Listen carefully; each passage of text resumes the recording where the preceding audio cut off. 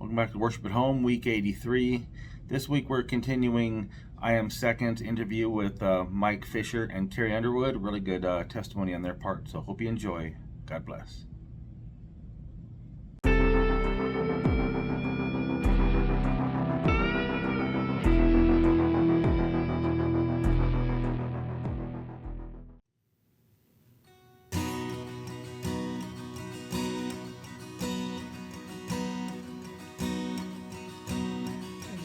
Disappointed? Are you desperate for help? You know what it's like to be tired and a shell of yourself. You start to believe you don't have what it takes. It's all you can do just to move, much less finish a race. But don't forget what lies ahead. Almost home, brother, it won't be long. Soon all your burdens will be gone. With all your strength, sister, run wild, run free. Hold up your head, keep pressing on. We are almost home.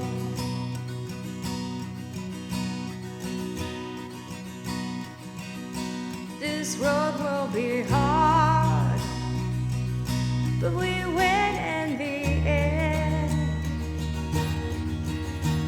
Because of Jesus in us, it's not if, but when.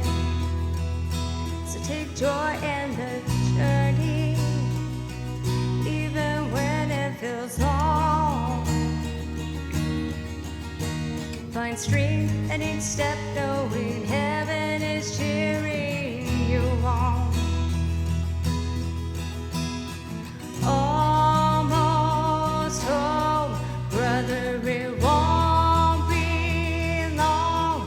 Soon all your burdens will be gone. With all your strength, sister, run wild, run free. Hold up your head, keep pressing on. We are almost home. Almost home. Almost home.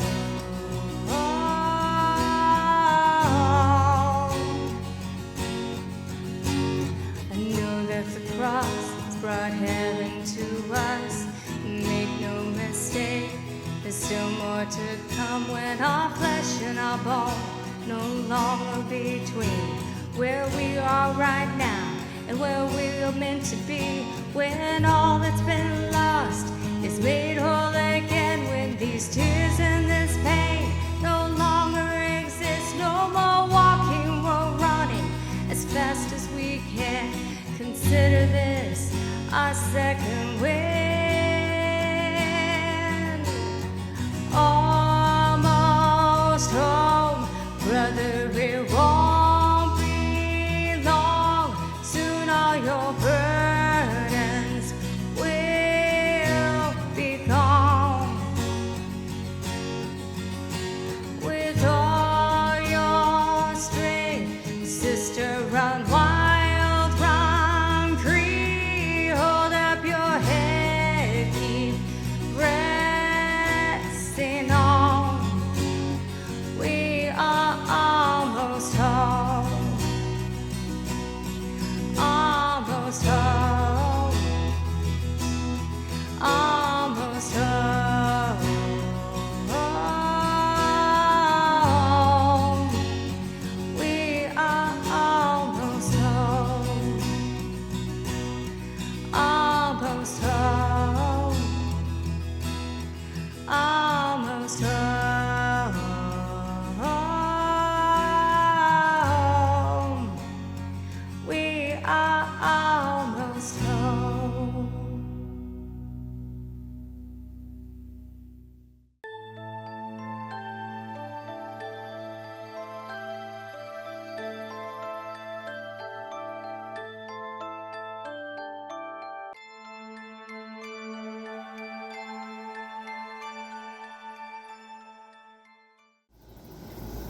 3:16.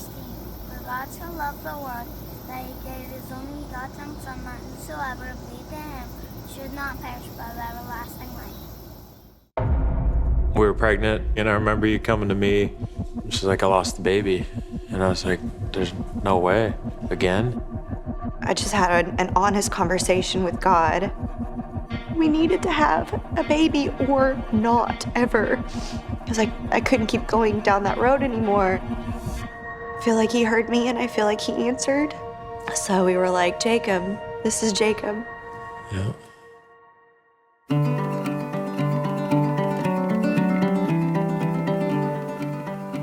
Honey, there's plenty I don't believe. Plenty of things that mean nothing to me. But if there's one thing I know to be, oh, I know what you mean to me. I know what you mean to me.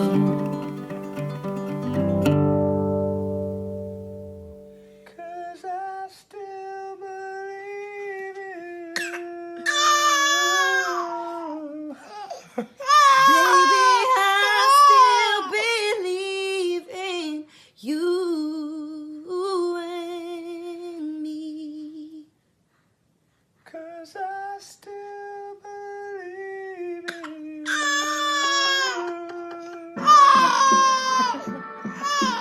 Being a dad it's hard to explain. Everyone kind of gives you advice of what to expect, and it's until you're a dad, it's hard to explain, but it's the greatest thing ever. You know, it's a lot of learning about yourself, and for me, trying to be that dad that my dad was to me and be the husband that my dad was to my mom to Carrie too. To think about having kids, it was like you have this tiny person that just, I don't know, trying to keep alive in the beginning. Just to look at both of our boys and just fall more and more in love every day. And I still say to Mike all the time, you know, we have 2 kids. A little mind-boggling. I feel very connected when we do have cuddles in the morning. When we're all just kind of waking up and kind of have some morning cuddles before the chaos. Dinner table for us, a lot of times we try to be all together and play your highs and lows with our son Isaiah and get him talking. We always, you know, pray before meals and stuff like that. And Isaiah will remind us, even if one of us is like in the other room, hasn't made our breakfast yet, you know, he's like, where's mom? Where's mom? I gotta have mom. So we can all be there together to pray. And a lot of times, I feel like because we have an open dialogue, you know, about God, he just says things.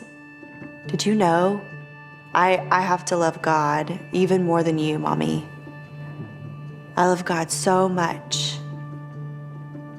I feel like he means it, you know? I feel like things are, like I said, just rattling around in there, and you're like, what do you sit around thinking about all day? I feel like it's such a normal part of our life, and that's what I love, you know? That he can just blurt out whatever. One of my favorite moments as a dad was he got a boo-boo, so I put my hand on him and I prayed for him one day in Jesus' name, you know, please heal Isaiah and make him feel better, and sure enough, he wakes up the next day and he was feeling better, and Jesus healed me, and it's kind of cool. And then not 2 weeks later, we were on tour, we were in Ottawa, and I was doing something with the bus, and I cut my finger, and I was bleeding, and Isaiah was there, he watched it all happen. He comes over, he's like, Daddy, we need to pray. And he's just 4, not even 4.5, and he comes over, and his prayer was almost identical to my prayer. It was the coolest thing ever. And for him to initiate it, to do it, and I was just like, it was the coolest moment ever. And yeah, I wonder so if proud they're of him. listening. Yeah, and then they come up with this stuff, and it's like that was a really cool moment. You know, someone asked me recently what my greatest fear was. Right away, I thought, well, it's losing a child. And then as I thought on it, I was like, no, I think the greatest fear for me would be having a child that didn't have a real relationship with Jesus. I want my sons to see me and be like, this is real. This isn't just what he's saying. This is like not an informed faith. This is like a transformed faith, and my dad is different. And I don't know that I'm there. I don't know that I'll ever, but that's the goal. It can't be just about knowing about God or about Jesus. It has to be about like really following. I want our children, I think, just above everything. I mean, this goes for everybody, everywhere too. You are loved and you are wanted. There are some not too great things that happen in the world and happen within families, and we are all flawed, and our flaws, I think, sometimes ripple out onto everybody else. But through everything, I want the people in my life that I love to know that they are loved by God. They are wanted. God wouldn't have made any of us if he didn't want us. I feel like that's part of my purpose in the world, no matter who you are or what you've done or any of it. If I could just make everybody feel that they are loved, I feel like that's my job. And that's my job as a parent too. Of course, I have a forever love, unconditional love for my children. But God has real unconditional love for his children.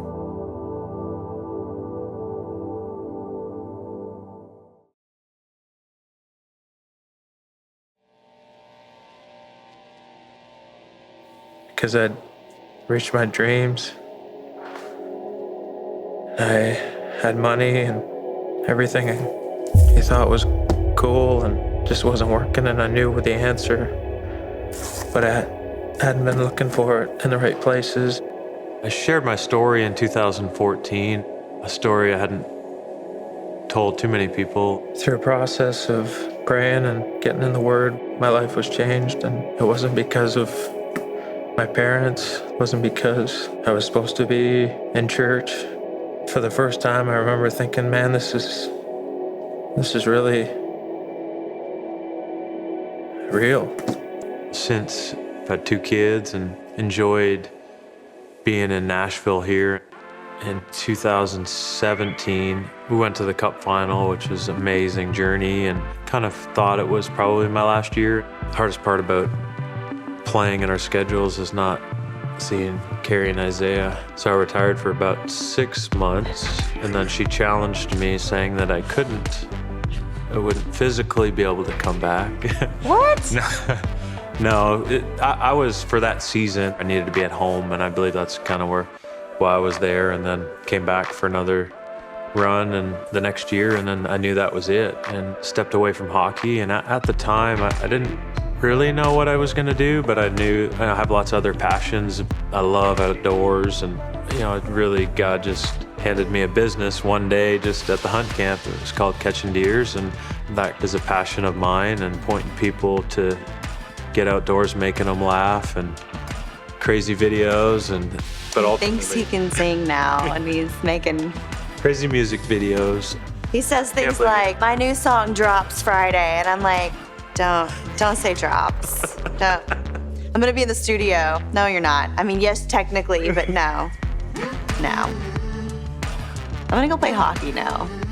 How would you feel about that? I'm a better singer than you are. What? I don't think so. I don't know. So, is it bad that I thought Mike's vocals sounded pretty good?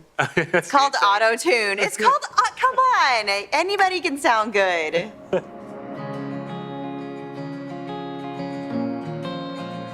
The bigger reason why I love outdoors, and part of our company's mission is to point people to the Creator and encourage them in their faith. I feel like this is another way that God has intervened, interjected into our lives. We have very different thoughts and feelings. Yeah, Carrie does not like hunting one bit. If he could be like a vegan, vegetarian, my life would be almost perfect. That's the thing about marriage too. Like, you don't have to be on the same page about everything. It's not, if I were married to myself, you know what I mean? That would be terrible.